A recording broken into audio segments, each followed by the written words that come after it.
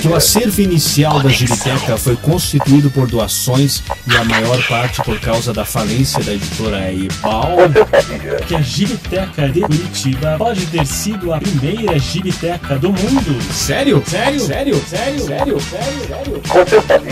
Está começando Conexão HQ.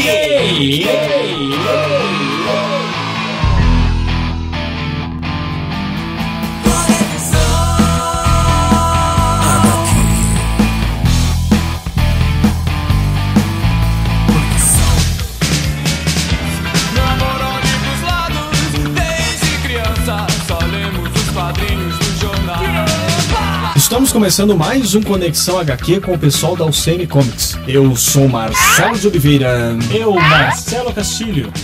E estamos de volta para mais um programa e começamos logo de cara. Episódio de hoje, Gibiteca de Curitiba.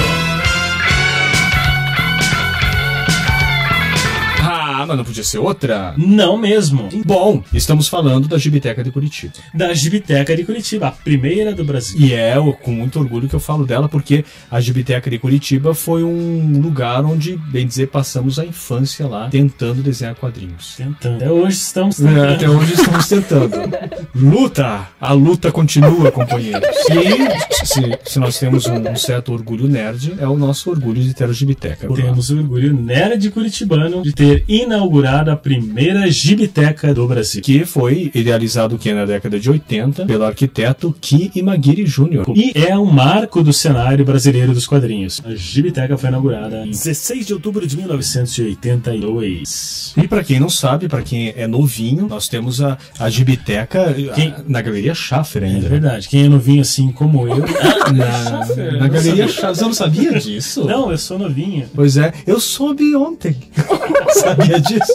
Ontem me falaram que a Galeria Schaffer foi um dos lugares que teve a primeira Gibiteca de Curitiba, que foi a nossa Gibiteca do Sulá do Barão. Isso, ela ficou lá, na verdade, até 1988, onde daí sim mudou para o Centro Cultural lá do Sulá. Cara, e eu não vou mentir a minha idade aqui, porque eu frequentei a Gibiteca da Galeria Schaffer.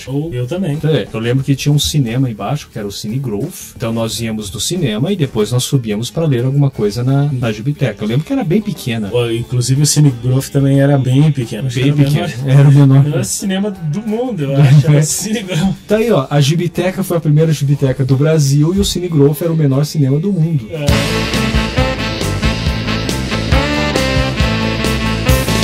Bom, a história da Gibiteca começou com o nosso amigo Ki Imagiri Jr. em 76. Foi bem antes disso, né? Que ele foi convidado para dirigir a recém-inaugurada Casa Romário Martins. Era um espaço ali para uso ainda indefinido. Eles inauguraram, mas o que será que vai ser aqui, né? Qual o destino desse espaço? E entre as várias linhas internas de pesquisa, surgiu a ideia de trabalhar com a área emergente da literatura gráfica, que seria a história em quadrinhos. O nosso Gibiteca. Pois é, sério?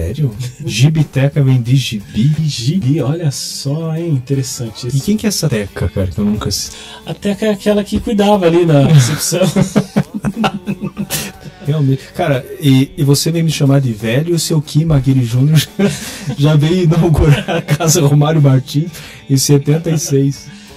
Puta que pariu. Cara, eram os anos da cultura alternativa. E as publicações que pipocavam eram justamente esse tipo de material. Um material alternativo e que precisava ser mostrado. E a representante curitibana era a Casa de Tolerância. É um suplemento de HQs e cartoons da revista Cáustico. A intenção era que a coisa encorpasse e se constituísse num movimento organizado, importante o suficiente para que se pudesse conseguir que uma das várias bibliotecas de bairro da Fundação Cultural aqui de Curitiba fosse direcionada para os quadrinhos. E isso então seria ali o QG dos quadrinhos brasileiros, porque naquele tempo era difícil assim ter uma sede, né? As pessoas se encontrarem para desenharem e fazerem os seus trabalhos. Então a intenção era que esse lugar se tornasse o local para esse encontro, né? Assim foram publicados um boletinzinho despretensioso, Gibitiba, que seria um dos produtos dos sonhos da Gibiteca. Isso foi lá em 76, hein? Pois é, como não se tinha um QG na época onde a abrigar a história da história em quadrinhos de Curitiba, o que aconteciam eram justamente os suplementos, né? E esses suplementos que vinham abarcar toda essa produção gráfica da época. Bom, e você sabe que a Casa Romário Martins tinha como ponto principal, dentro das ideias do Sr. Ki Maguire Jr., a se tornar uma gibiteca, um ponto de encontro de artistas gráficos do gibi. O que não aconteceu por causa dessa incompatibilidade do Ki Maguire Jr. com a Fundação Cultural na época, que ele conseguiu até ser enxotado, ser chutado por causa dessa ideia maluca, entre aspas, né? Mas mesmo assim, cara, em 1979, eles pediram para o arquiteto Domingos Bongestaps convidar o cara a projetar uma gibiteca. Vai que de repente desse certo. Opa! E o cara projetou. Nós temos fotos aí lindíssimas dessa gibiteca. O projeto ali ficou realmente bom, né? Mas fantástica seria a quantidade de dinheiro necessário para construir aí a gibiteca, e acabou ficando tudo assim mesmo. Ficou só no papel. Só no papel. Pois é, mas infelizmente, ou felizmente, né? Em 1982 optou-se pelaquela salinha ali na Galeria Schaffer. Junto com o Cine Grove, tinha ali um piano bar, tinha lojas, livraria. Era um espaço cultural, né? Era um espaço, até era uma coisa bacana, porque eu lembro que a livraria que tinha ali era uma livraria dedicada só à literatura feminina. Lembra disso? Putz, eu não lembro o nome, cara, mas era só da literatura feminina. Tinha lojas e tal, e tinha o piano bar ali que eu costumava ir bastante. Eu não vou lembrar agora o nome. O Mezanino. Mezanino Bar. O Mezanino Bar. Exatamente. Onde é que foi parar no Mezanino Bar? Dá pra tocar uma musiquinha de saudade?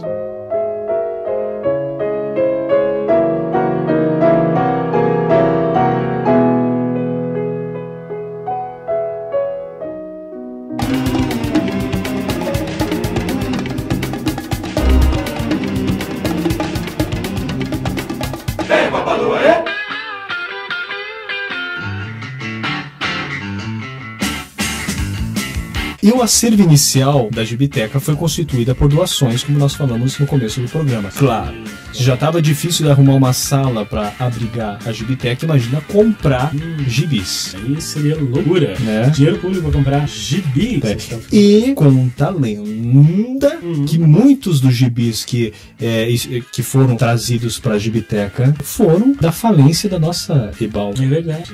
Diz que foi mais 1 metro cúbico de gibi mandado pelo saudoso Adolfo Eisen. Que maravilha. Isso não é legal? Isso é legal. Além também de doações espontâneas que foram feitas, né? Muita gente mandou coisas guardadas assim desde a infância. Até o suplemento juvenil andou aparecendo por lá, imagina. Simplesmente assim, ó. Doar. Pois é. Que eu vou doar para a Gibiteca. Uma coleção assim completa dos catálogos do Salão de Caricatura de Montreal, mandada pelo seu diretor, o Robert Lapalme, por exemplo. Chegaram até a Gibiteca. Não, e você vê que interessante isso quando você coloca, estamos montando uma gibiteca, que na época era uma coisa nova, e você fala assim, a gente está montando realmente uma biblioteca para condicionar gibis. Você tem alguma coisa? O pessoal pensa, nossa, eu não acredito que eu vou levar o meu material para uma gibiteca em que outras pessoas lerão aquele material que simplesmente para mim é fantástico, para mim é obra rara. Sim, se poder compartilhar isso. Pra época era uma coisa interessante. Hoje em dia a gente tem uma coisa meio egoísta nisso. Ah, sim. O meu álbum do céu. Nem fodendo que eu vou dar o meu Superman número 1. Vamos tomar no Egoísmo. Egoísmo. Palavra chave. E devido à administração pública da época, esse clima inicial não foi capitalizado, cara, e não transformou a Gibiteca de Curitiba num fenômeno mundial que era para ter acontecido. Era para ter acontecido. Por quê? Porque assim, tem relatos do próprio Sr. Maguire, que foi o idealizador da Gibiteca, quando ele esteve no júri do Salão de Montreal em 1988, tanto o seu diretor, né, o Robert Lapalme, quanto Will Eisner, quanto Joey Szabo, editor da revista Witty World, e mais gente de todos os cantos do mundo que estavam lá presente, asseguraram para ele que não existia outra Gibiteca em qualquer outro lugar do mundo. Por isso que nós temos essa nova lenda que de repente a Gibiteca foi a primeira Gibiteca não do Brasil, mas do mundo. Exatamente. Isso é interessante. Cara, pena que isso se perdeu. Pena que todo esse contato que o senhor Maguire Jr. teve com esse pessoal e essa expectativa de saber que nós estávamos montando algo extremamente formidável acabou, né, indo pelo ralo. E tanto que quando se iniciou uma Gibiteca em Belo Horizonte muito mais tarde, a TV noticiou como sendo a primeira do Brasil. Opa! E a Gibiteca em Fio, em São Paulo, também andou querendo usurpar nosso pioneirismo. Opa!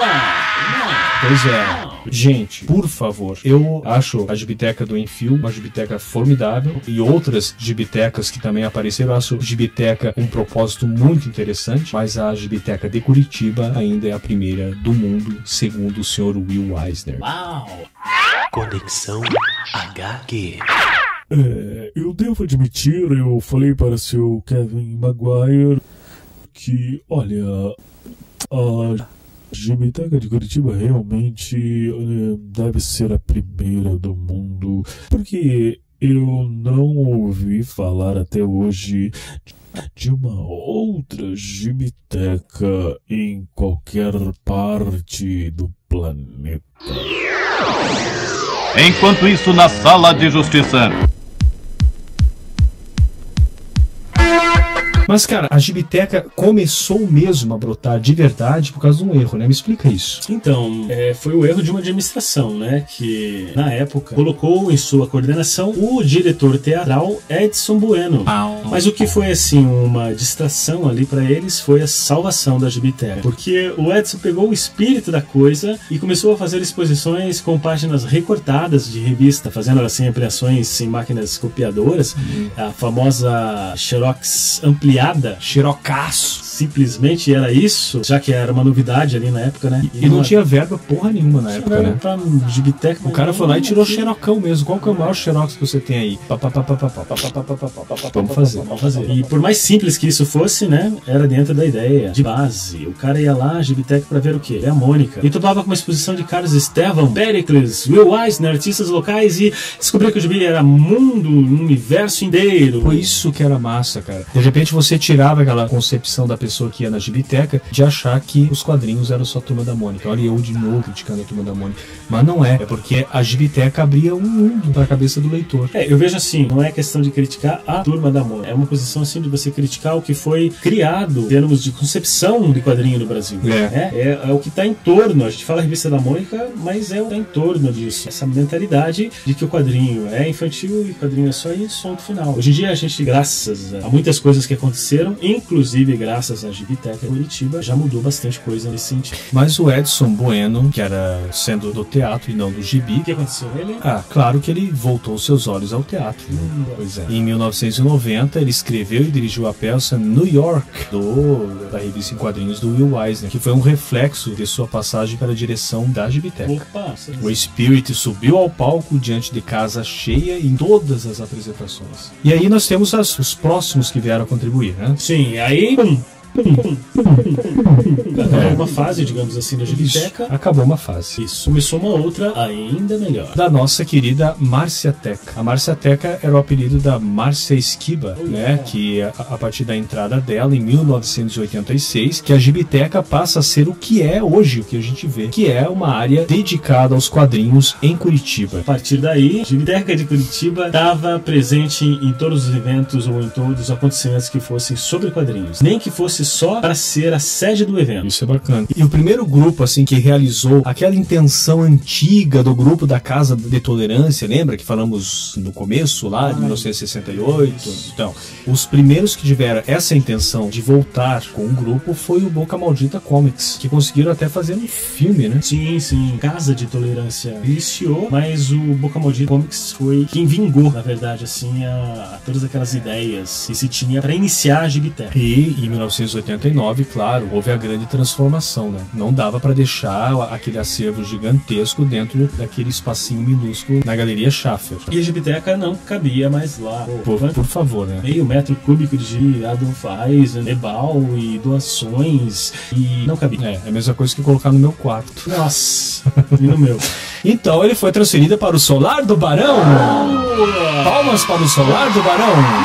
Onde tinha bem mais espaço, porra. E também um público diferente, que dá pra chamar outros tipos de mídias para estarem ali, porque o Solar do Barão tem gravuras, exposições de artes de todos os tipos e de todas as formas. Mas olha só, você tem um detalhe. Fodeu. A princípio, a Gibiteca ficava na Casa da Baronesa. Pra quem não conhece aqui, Curitiba é assim. O Solar do Barão, ele era na verdade a casa do Barão do Cerro Azul, né? Então tinha a casa principal e tinha a Casa da Baronesa, que era ali ao lado. Tinha essa distinção extinção. Hoje a gente chama assim também, ainda continua chamando, a Casa da Baronesa. É o lado direito do solar do Barão. É um espaço grande, um espaço divino, um espaço bem maior do que ele tem hoje, onde eram realizadas exposições, encontros de RPG e tantos outros eventos ligados à Gibiteca. As oficinas, elas aconteciam, se eu não me engano, era no aconchegante porão da casa. Era no porão da casa. No porão da casa que aconteciam as oficinas. E esse espaço abriga desde 98 o Museu da Fotografia. E a Gibiteca foi para a garagem do solar do Barão, né? Que é hoje. Graças ao fotógrafo Orlando de Azevedo, que na época era o diretor de artes visuais no solar do Barão, puxou a sardinha pro seu lado, né, Marcelo? Com certeza! Destituindo os quadrinhos da Casa da Baronesa para introduzir a fotografia no seu lugar, que era ali, e no cu dele também.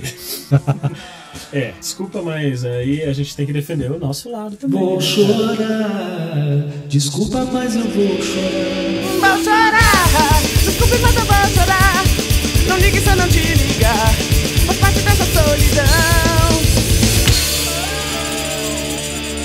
E já vou dizer outra coisa. Hoje, a Gibiteca tá passando pelo mesmo problema que ela passou lá na Galeria Echá. Com certeza. Ou seja, o espaço tá pequeno, as condições não são ideais para guardar todo o seu acervo e, infelizmente, porque... Não tem ninguém que olhe por esse lado, né? Não tem, né? Quer que eu vote, né? Quer que eu vote em você, né? Oi! Você quer, né, que eu vote pra você mexer na cultura de Curitiba. Mas tá lá, o Solar do Barão tá lá. Ninguém tá vendo aquilo. As revistas estão se estragando.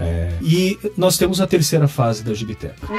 A terceira fase começou a partir de 1999 e a Maristela Garcia chegou na Gibiteca. Cara, e já em 2001 assumiu como coordenadora e temos o privilégio de tê-la no comando da Gibiteca até hoje.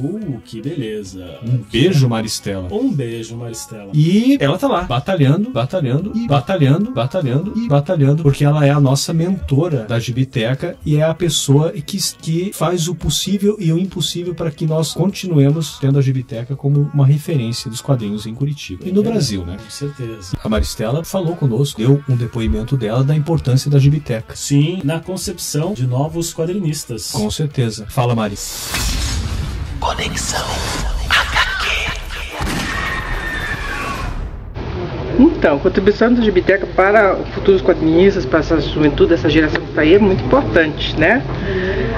Não só pela formação de leitores, né? Porque uma criança, quando ela aprende a ler, a primeira coisa que ela pega é um quadrinho, né? E depois disso ela nunca mais larga. A Gibiteca também tem essa formação de leitores, tem formação de quadrinistas. Prova disso que nós temos o José Guiar, temos o André Kalimann, temos o Rômulo Eduardo Hipólito, temos o DW, né, que foram alunos da Gibiteca e hoje estão despontando no mercado de quadrinhos, ilustração, designer, né, e que tiveram como base a formação dos nossos cursos aqui da Gibiteca, né. Muitos deles frequentaram a Gibiteca já desde crianças, né, e até hoje eles compram gibis, vêm para os eventos e resolveram trabalhar nessa área. Enquanto isso, na Sala de Justiça. Inclusive, aqui os bastidores, a Maristela também, ela fez pra gente a imitação da torta holandesa. Pois é, Maristela. A gente quer ver você imitar a torta holandesa de novo. Cara, são mais de 30 anos promovendo a difusão da HQ. Olha só, um espaço desse, em que você tem esse período inteiro dedicado às histórias de quadrinhos, tem que merecer um abraço, merecer palmas. É um espaço democrático, onde ali se encontra, cara, ilustradores, designers, artistas plásticos, pesquisadores, professores, estudantes, simples amantes dos quadrinhos. Cara, ali é um lugar muito foda. Muito foda. Isso tudo além ainda, né, de cursos, de oficinas, de criação, exposições, palestras, lançamentos. Lançamento de quadrinho em Curitiba é na Gibiteca de Curitiba. Encontros de RPG, cursos básicos de língua japonesa para HQ e mangá. Coisa pra caralho. Coisa pra caramba. E além, eu não sei se você lembra, na década de 80, principalmente, as exposições da Gibiteca, elas tinham assim uma abertura no sábado à tarde, porque ela funciona no sábado à tarde, vinha a banda tocar ali. Vinha. No pátio ali do solar. Cara. Sim, cara, foi a primeira vez que eu assisti a banda The Fala. The Fala. Né? Porque The Fala teve, na época, teve tocando.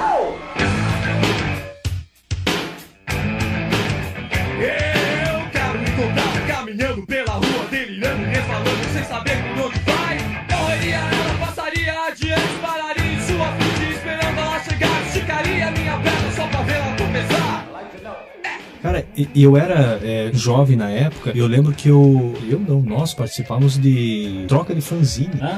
Lembra que nós fazíamos as nossas fanzines, íamos lá, não era vendido, cada um trocava, você dava o teu fanzine, o cara dava dele e tal, não sei o que. Participei quando era pequeno de um curso de histórias em quadrinhos, que acho que o professor não foi muito com a minha cara, porque a gente levava a revista em quadrinho pra ele dar uma avaliada, e eu levei algumas páginas que eu quadrinizei o filme Calígula.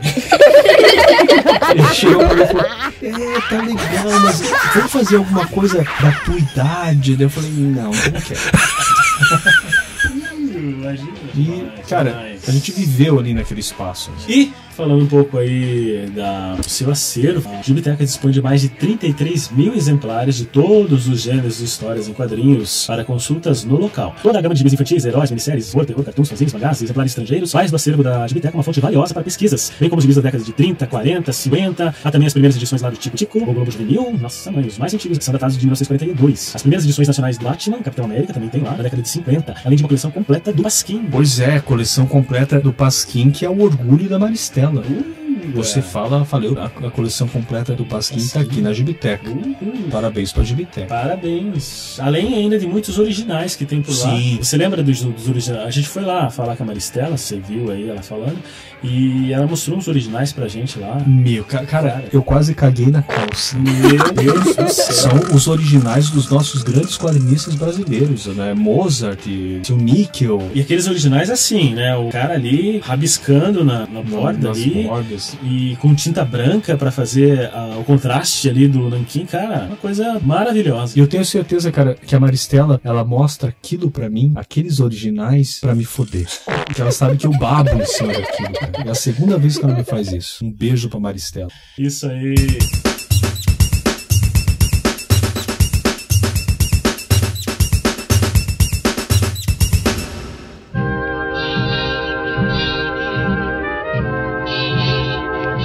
Atenção, senhores ouvintes.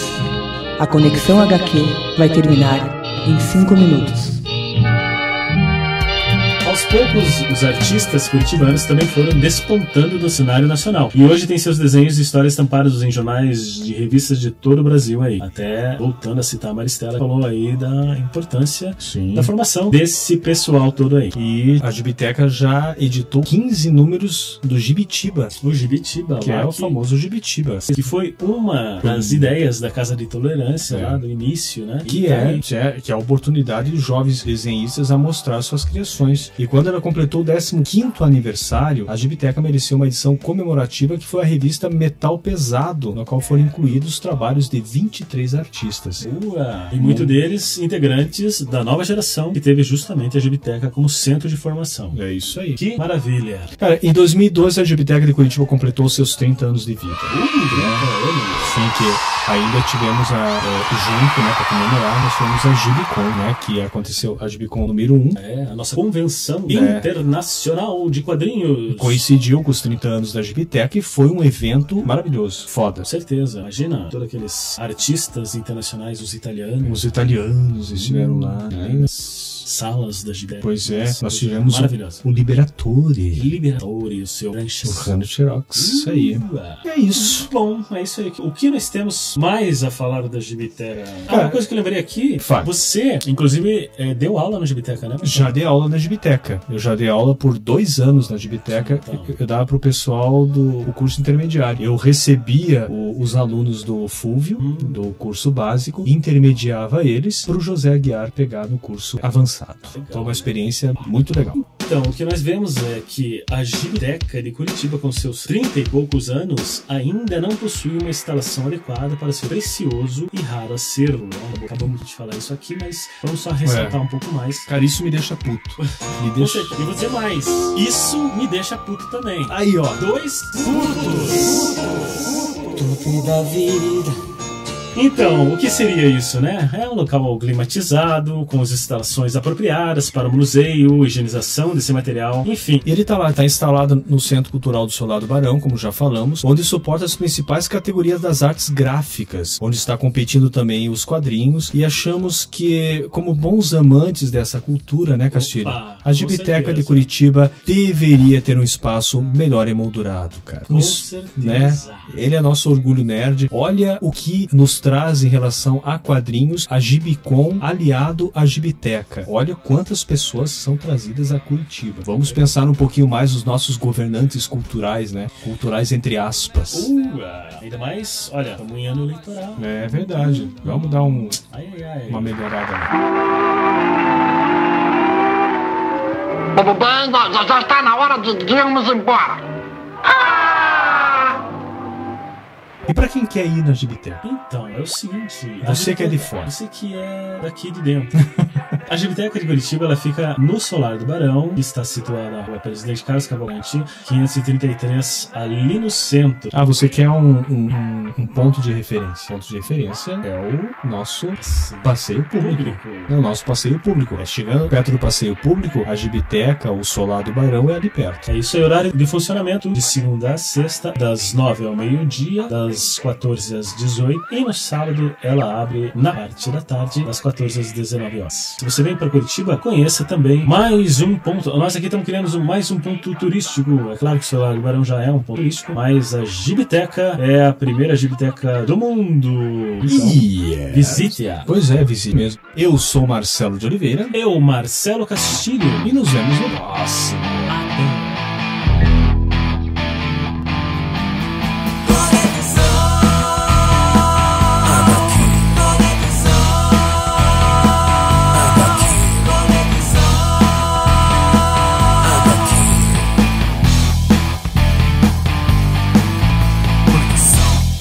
Mas aí a gente tem que defender o nosso lado também. Vou chorar. Desculpe, mas eu vou chorar na hora em que você voltar. Perdoa.